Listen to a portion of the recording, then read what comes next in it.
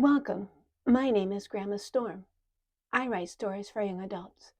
Today I'm reading chapters 106 through 110 in my book, The Book of Faith.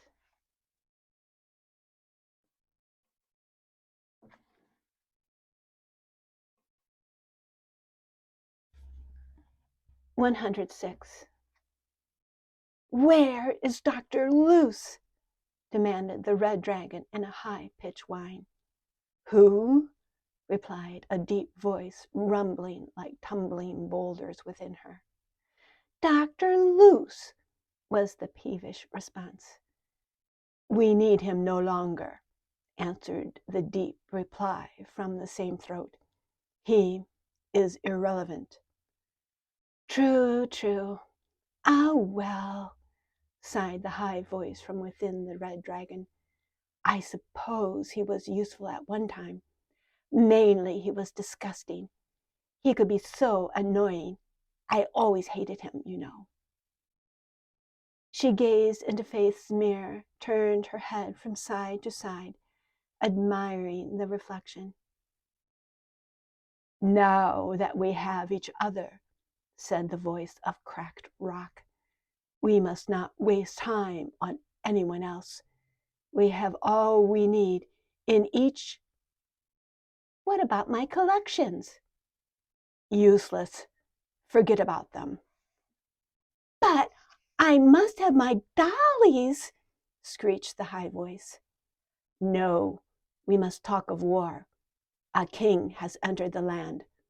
I feel it." "Oh, bother. Who cares about some no-name king? We must have a celebration, something to rejoice in our union. I want to have a party. It is time to gather our forces. We must harvest time." Yes, I understand the theory. You want the regulator. Don't be boring like that old Dr. Luce. I want to talk of love. Look at me. I am beautiful. I am red. "The regulator, it must work." Yes. I will send for the scholars. They can make it work." The red dragon squeezed through the door. She knocked over stacks of trunks, buckets, and baskets as she walked on unsteady feet. It was then she discovered her tail. "Oh, look! How delightful!" She waggled it about, toppling collections left and right. "The regulator," insisted the voice of Avalanche. "Can't I even have a minute?" "No." "Oh, all right," pouted the high voice. The red dragon waddled down the passage. Her new legs were unsure how to balance her weight. She grew larger with each passing second. "Guards!" A brown leather appeared. It took all his discipline to stand before the monster. There was still enough of the dear queen about her that he did not doubt who she was. "Go, fetch a scholar to the great hall." The command was obeyed with alacrity. The red dragon continued knocking over boxes and trunks. At first she was distressed to be disturbing her precious collections, but then she grew irritated with all the stuff in her way. She tried to stack things, but with each effort more toppled. She gave up and proceeded down the staircase. Why was the ceiling so annoyingly low? It had never been that way before. Her wings ached.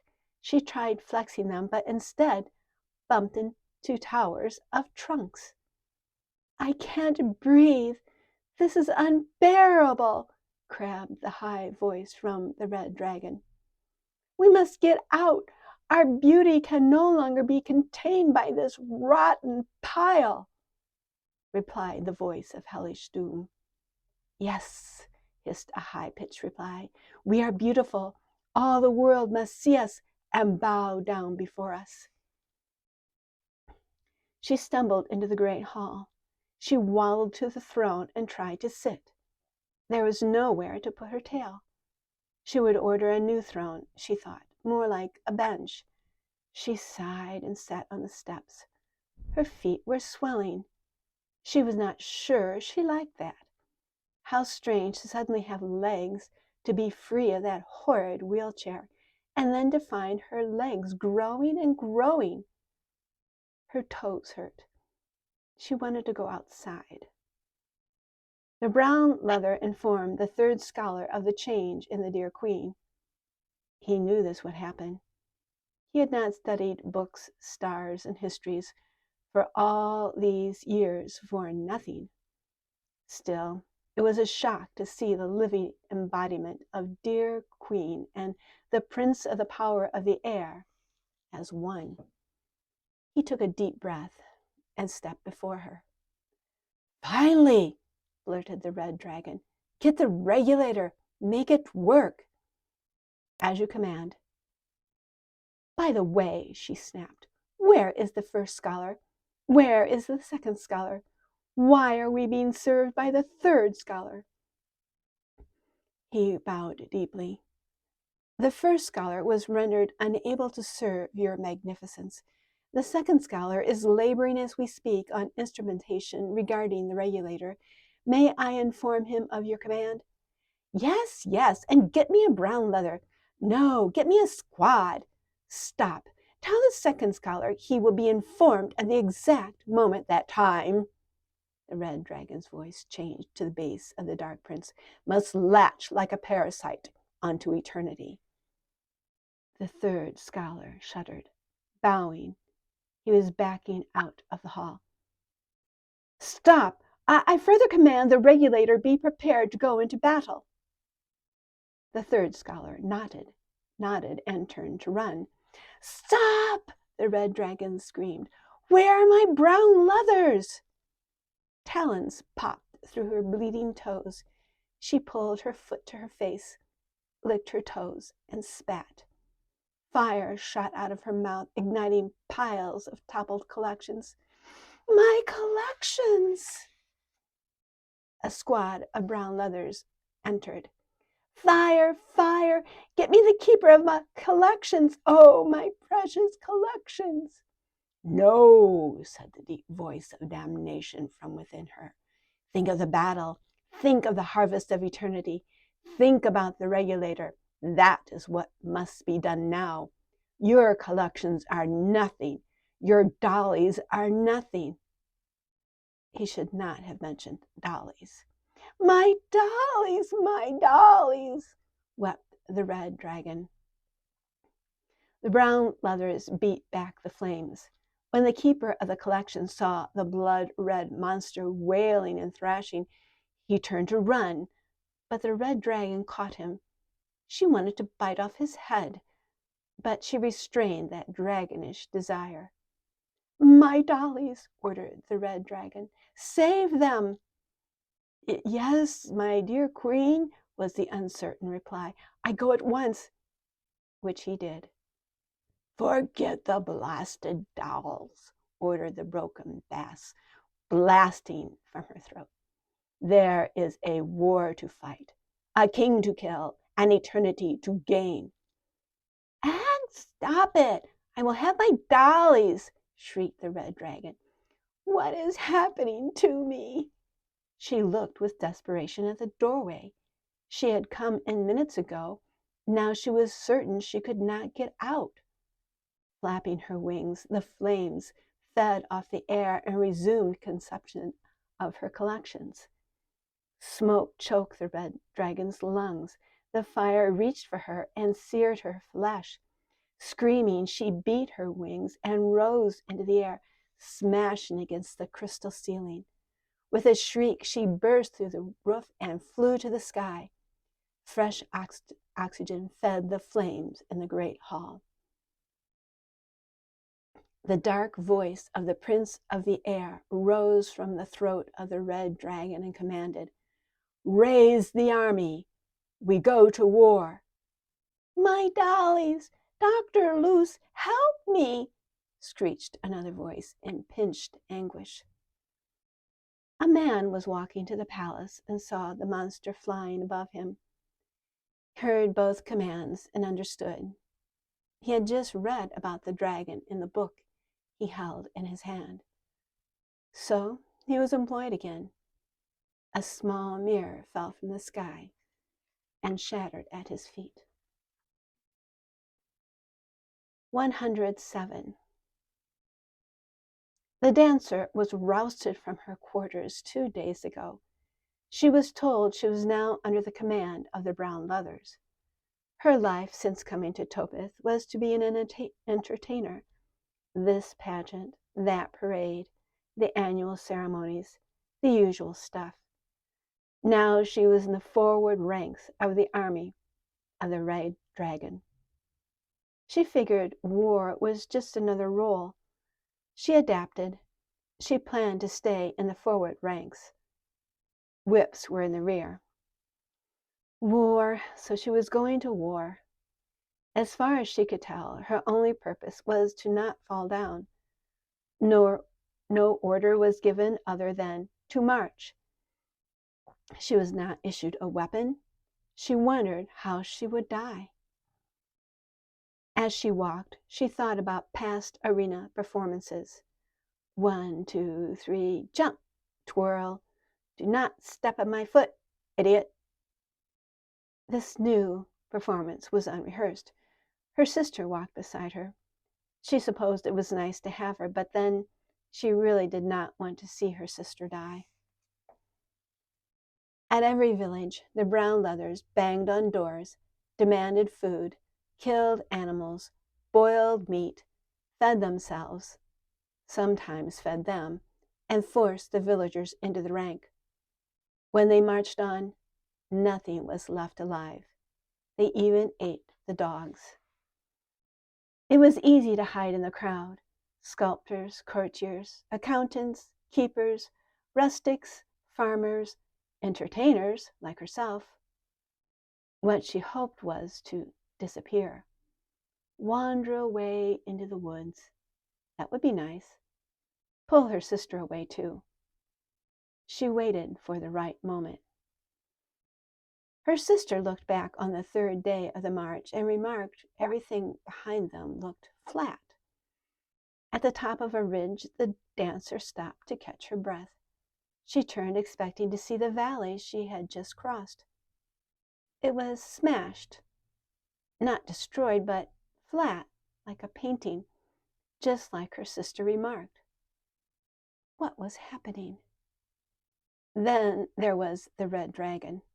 It filled the sky with its blood-red body and enormous wings. Each time the monster swooped over them, her sister went into hysterics. One day, someone said they were near the camps. That was not good.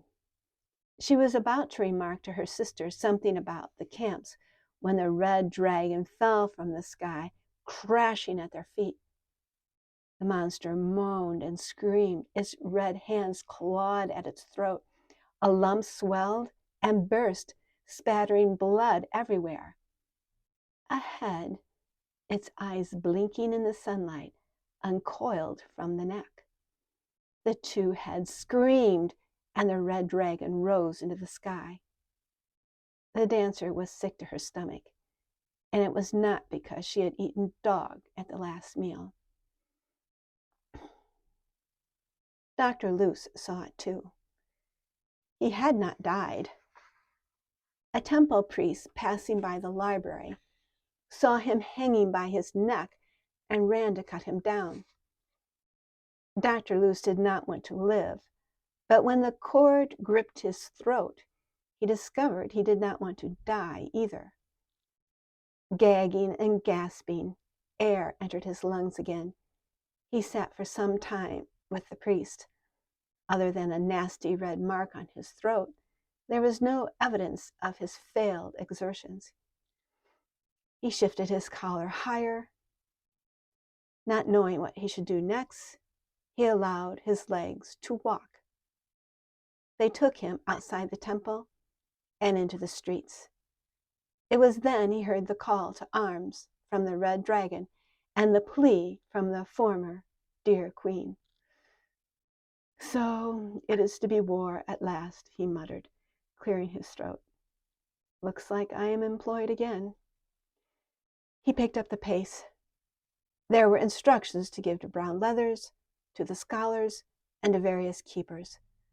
Within the hour, men relayed his orders down the line of command.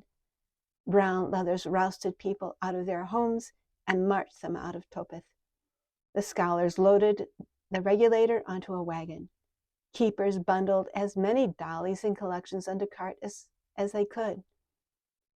The valley of Hinnom was emptied of all but the rats and the engulfing fire. It looked and smelled like hell. Dr. Luce swayed as the wagon was pulled over bumps and hauled through ruts. He did not notice the spring day, the progress of the army, or the stray commands of the scholars. He was too busy reading. The third scholar wondered what so absorbed Dr. Luce's attention. He glanced over to see. It was a book. 108. As the ragtag army of the Red Dragon approached the camps, Brown Leathers were dispatched by Dr. Luce. They ran to notify the keeper of the Deer Queen's royal camps for re-education and perfecting of enlightenment that he was to empty the camp. "That is impossible," protested the keeper. "Who gave you authority for this order?" The Brown Leather handed him a letter. The keeper skimmed the contents and skipped to the signature. It read, Ahithophel Luce. "Ah, I see," was the hesitant reply. "We will need time to prepare the camp, at least 2 weeks, and record an inspection of all campers.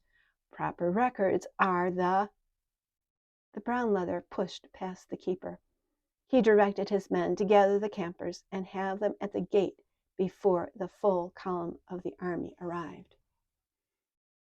"Keys," demanded the Brown Leather. "I will not surrender my keys," huffed the keeper. "Break the doors," ordered the Brown Leather to his men. "Why, this is most irregular," protested the keeper. "I do not care whose signature you have.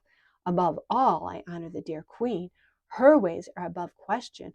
Her way—" A blood-red, six-headed dragon swooped out of the sky. Brown Leathers hit the ground. The keeper of the Deer Queen's royal camps for the re-education and perfecting of enlightenment stood with his mouth agape and his eyes unbelieving. Razor-sharp talons grabbed him, lifting him from the earth. One of the newer heads bit off the keeper's head, then munched on the limp body as it gained altitude. Old Scratch was making his rounds with his bucket when he saw the red dragon.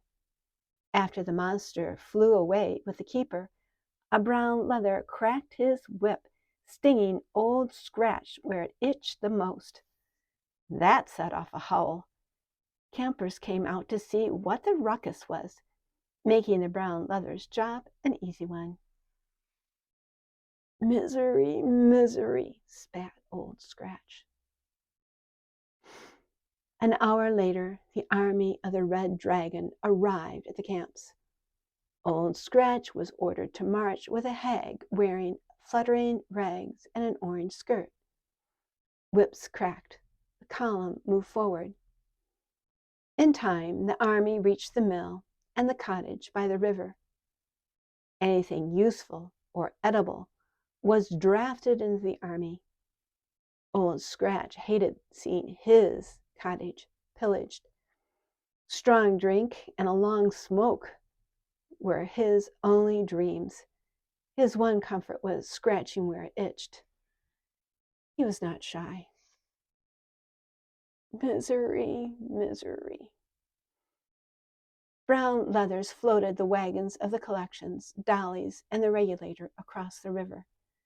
The army waited. Those on the far bank sat drying their rags in the spring sun. When all crossed, whips cracked, and walking to the east continued. Misery, misery. You are a bore. Will you stop saying misery, misery all the time? And you stink to high heavens, whined the hag in the fluttering rags and orange skirt. Oh, what we be doing? Where we be going? There ain't nothing in this country. I done been here before, mumbled Old Scratch. When we get something to eat. Have no idea, was the reply. I suggest you keep one foot moving in front of the other. All he could think of was getting a smoke. While the red dragon was flying high overhead and the whips were occupied with others, Old Scratch inquired of the old woman, "Ye by chance have any tobacco about ya?" "Why, yes, I brought some just for you. Want a plug?" Old Scratch brightened.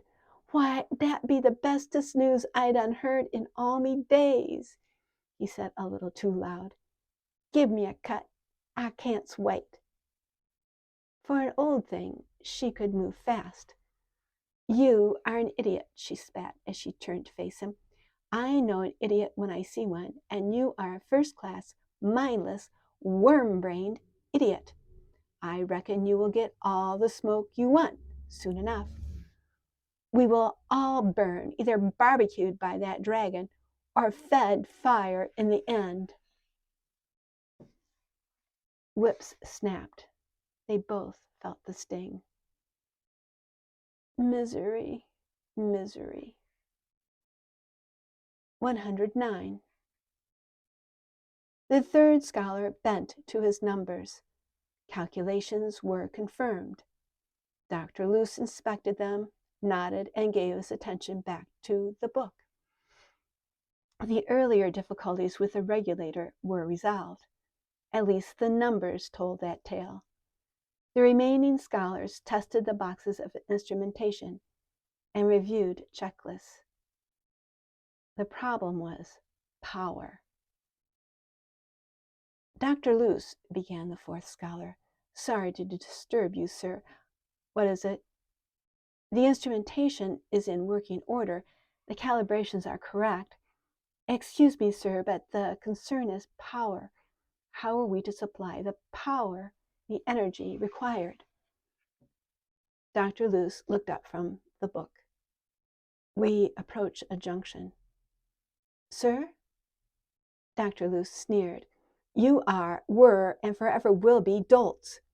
No matter. With each rotation of the wheels under this wagon, we approach the confluence of such power your little minds cannot begin to comprehend. All you must do is have the bloody regulator prepared the moment that it is required. Think you can do that?" The scholars were taken aback by Dr. Luce's manner and choice of words. Profanity was not his habit. Raised eyebrows went all around. They returned to their checklists. Rubbing his eyes and stretching his back, the third scholar put down his pencil and looked back. He observed the same phenomena the orange-skirted dancer had noted. The landscape looked oddly flat. Unlike her, he knew what was happening. Time was dying. Unlike or like fabric stretched too far, like a clock wound too tight, the strain on gravity and space was evident in observed reality. The third scholar reviewed his numbers. They were too good. There was a possibility that the regulator would work. His mission was to make sure that it did not. He pulled a cotter pin from a rod on the mechanism and hoped it would not be missed. 110. The sculptor's bandy legs and dusty lungs were not prepared for this unending hike. He eyed the wagons piled high with collections of the dear queen. Keepers sat on the buckboards. Why couldn't he? In the hierarchy of court life, he was not much lower than the keepers. He was an artist. He deserved consideration. What use were all these collections? The wagons would be better used to transport the weary, such as himself. The red dragon dropped from the sky, forcing everyone to fall flat. The sculptor looked up in time to count its heads. 7. If one of those heads was still the dear queen, well, she was outnumbered. He was sure most of those heads were not worried about her precious collections. The new addition was horns. Some heads sported 2 horns. One had 3. Once the red dragon tried to make off with one of the horses hitched to a wagon. He had never heard a horse scream like that. Although the horse's hide was ripped, the red dragon gave up and snatched something else. It was one of the accountants. As it flew away, brown leathers got to their feet. Cracking their whips, they persuaded with fresh pain people to stumble on one foot in front of the other. "Get down!" screamed someone. The sculptor looked up to see the red dragon diving towards him from the sky. He dropped and rolled away from the wagons. He was afraid the monster would try for another cart horse. Instead, it landed on the collection of dollies and started tearing into the heap. He couldn't believe it. The keeper of the dear queen's royal collection of dolls lashed the red dragon with a cart whip, fighting the beast over the dollies. That was taking a confused sense of devotion to duty to the extreme. The keeper was snatched off the buckboard by the monster and tossed into the air. When he landed, the sculptor heard the keeper's neck snap. The horses hitched to the wagon bolted. The wagon careened and tipped over. The precious collection scattered. Still bouncing, the wagon righted again. When the horses plowed into the main column of the army, many were trampled before someone managed to grab the reins. The sculptor lifted his head high enough to see what the red dragon was doing.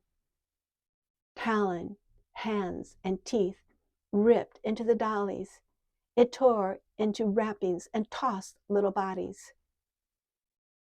He had always suspected.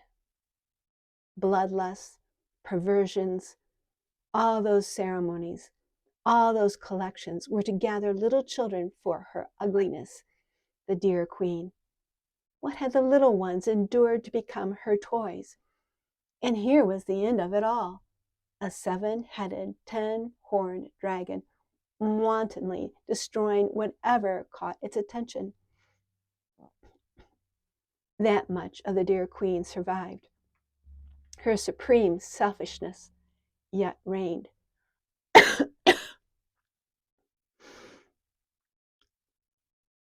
The red dragon ripped jewels, gold mask, bibs of silver lace, copper crowns, diamond tiaras, emerald brooches, and ruby necklaces from the dollies. The wealth of the dear queen was bound in the collection. Now it was being ripped to shreds. 7 heads, 70 arguments. The red dragon adorned itself with jewels, necklaces, and crowns. One head would be crowned, and another head would hiss at it. A hand would snatch the crown away. He was close enough to hear the screaming. "Give me that! It is mine! Me, only me! Mine! Never!" Such biting and slapping. The sculptor wondered which head controlled the 2 arms. More jewels were ripped from the dollies.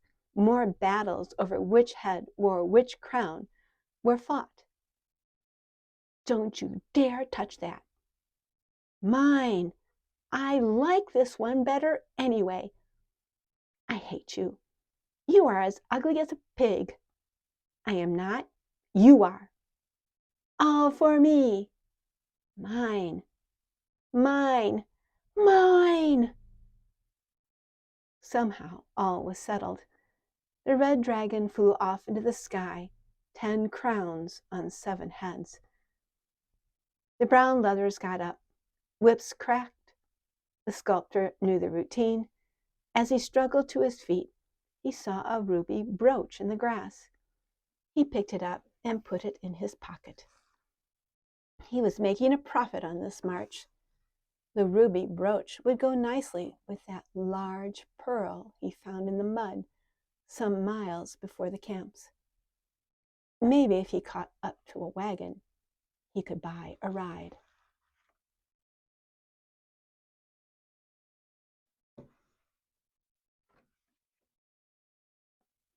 Thank you for listening. To hear more of the story, please come back soon, or you may purchase your own copy on Amazon. Just follow the link below. Until next time.